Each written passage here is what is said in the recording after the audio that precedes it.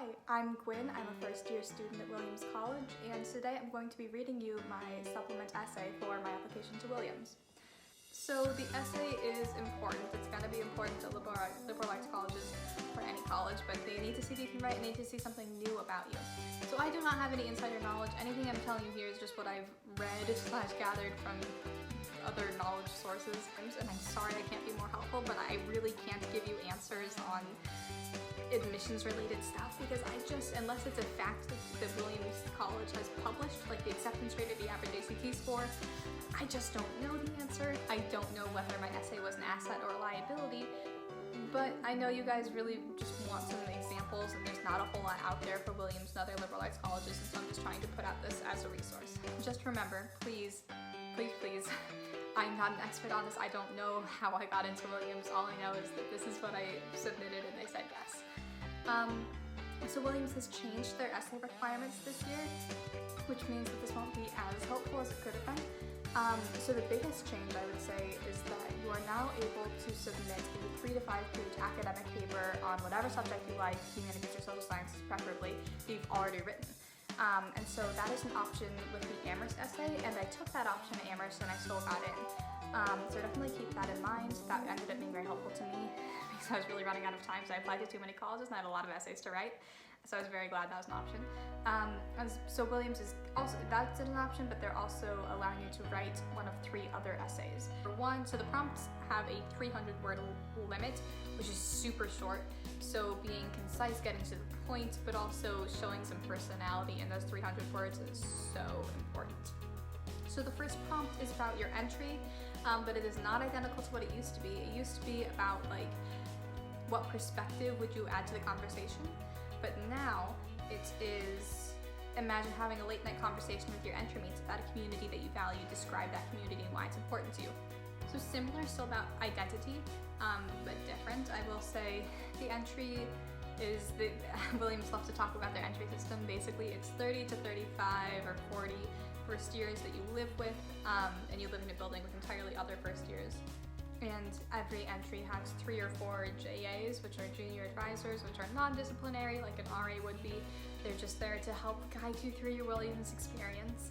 And you know, some people, people have varying levels of involvement with their entries. Different entries are closer than others, but it is where your common rooms are, and so I think that's a classic part of the college experience, is late night talks in those common rooms. So that's what that is. If you have any questions about the entry experience, I'm hoping to do a video on that when I'm actually with my entry again in the spring, but if you have any general questions to help you answer that question, feel free to drop them below. Question 2 is totally new this year. It used to be about story time, so like what's a story that you'd share with the campus community, but now it is about stress busters, which is from a campus organization called All Campus Entertainment, and they have stress busters, which are like snacks and like therapy dogs and masseuses and open tabs at the coffee shop that they organize to, you know, bust your stress. We have not gotten to do a whole lot of that this year. They've just given us some coupons, but a highlight of going to Williams is that it's a really rich school, and you can, you know, they want, the money's there for the students, and so you can use that for all sorts of things, which is a very, very valuable thing. Money is valuable. Very insightful, Gwyn. Anyway, the question is, what is your version of a stress buster, and how does it help you rejuvenate in the midst of a hectic week? Question 3 is the one I chose to answer, but it was slightly different, so it's about the tutorial. So a tutorial is a hallmark of the Williams experience. Basically, it's a class that you take with just 1 or 2 other people, and you meet every week with your partner and the professor, and like that's the whole class.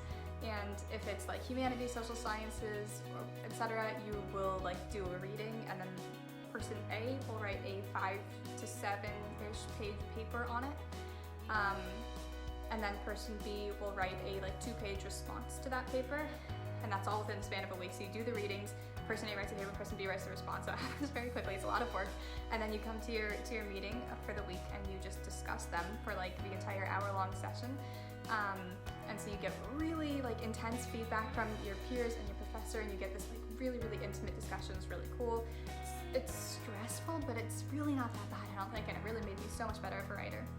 And in the following week, person B would write the paper, person A would write the response for a whole new prompt, so a whole new reading. And they also have those for like the hard sciences and math, where it'd be the problem sets, rather than essays, or there are a whole different host of different ways to do it. But essentially, most students end up taking one at Williams, but it is not required, and it is a super cool experience and very, very key to Williams. And so what I see from that is this sort of love for learning. So the question now is, what topic would you be most excited to study in a tutorial, and why? Previously, the question was, who would you pick as your tutorial partner and why? So that is the question that I answered, and without further ado, here we go. Good evening, Streaks. Just before going to bed each night, I seek a fun fact for my Snapchat streaks. I intend to maintain this habit at Williams. Sometimes my process is as simple as gazing across the room and Googling factoids about what I see. Did you know that an Iowan invented the very first bread slicing machine? I send quirky streaks for a simple reason. I love acquiring and sharing knowledge. And who better to share learning with than the universally recognized king of random knowledge himself, Alex Trebek. If I could wave a magic wand and give Alex Trebek a break from Jeopardy just long enough to squeeze in a semester-long tutorial, I would never again struggle to find a fun fact. Surrounded by the passion-driven learning community of Williams, Alex and I would challenge each other, learning from our vastly different life experiences and respective repertoires of knowledge. No matter the subject, though I would certainly vouch for alternatives, indigenous futurism and science fiction, or art, life, and death, locating women in Italian Renaissance art, our own curiosity would fuel us to excel in the rigorous class. We would pick up trivia along the way, delving into it and exploring the obscure. Most nights, all I get in response to my fun fact is miscellany, I honestly don't know how to pronounce that word, of blank screens and forehead pictures. But once in a while, a recipient will share their sense of wonder or pose a counter-argument. These are my favorite moments. They show that I'm creating a real dialogue in a place where that's uncommon. I love to find opportunities to learn in the most unexpected of places. I know that as an FO, with or without Mr. Trebek, I'll do that every day, and I can't wait. So, first of all, Alex Trebek, very sad.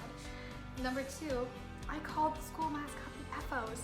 This is because when I visited Williams, I bought Williams stickers, which had the mascot written on them, which is in this weird, I actually have one on my laptop. It looks like it says FO, it's actually where the EFs, EPH, is where the an EF. So I misspelled the school mascot in my essay, but I guess that wasn't a fatal error, so there's that. As you can tell, I mean, I think it's pretty self-explanatory. I wanted to be like a little quirky, lighthearted, and fun. Some people talk about much more serious, personal, like identity stuff. That is great. But I chose to go like a more lighthearted route. Obviously, my main theme that I was like really trying to push in their faces was, I love learning, yay, let's all hug and read books together, which is a little cheesy, but I think I got away with it because like I was really like supporting it sort of with evidence that I do this in my day-to-day life. It's true, I keep streaks at Williams. I have some people at Williams who I've streaks with who are just the coolest people. Like, I think you can do something cheesy if you can be convincing about it. And so I actually had this thing that I could talk about. You know, obviously my Snapchat streaks are not talked about anywhere else on my application, but they are a thing I've been doing for years that I do every night, and for the simple reason, because I love learning. So it was this sort of period of self-reflection for me as I was deciding what to write my essay about, because I felt like I was so boring. And so I literally like sat down in a coffee shop one afternoon just thinking about things that might make me interesting. And I didn't have a whole lot, but I thought my Snapchat streaks might be one of them. And so that's what I recommend, is just thinking about things that make you interesting. And they don't have to be deep. Like, Snapchat is not deep, but you can find something deep within that and make that work. So I opted to make my essays a little less formal and a little more cutesy, I guess. But that was my choice. Different things will work for different people. But that's what I did, and it worked for me for the most part. So with any of your questions, please leave them below. If there are any other of my college essays you would like me to read, I would be willing to do that. You can check out my college admissions reactions video to see which schools I applied to.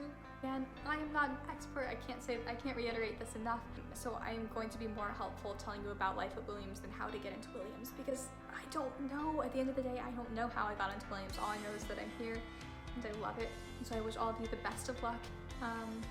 Yeah, have a good one. See ya. Tell me what you want to see next.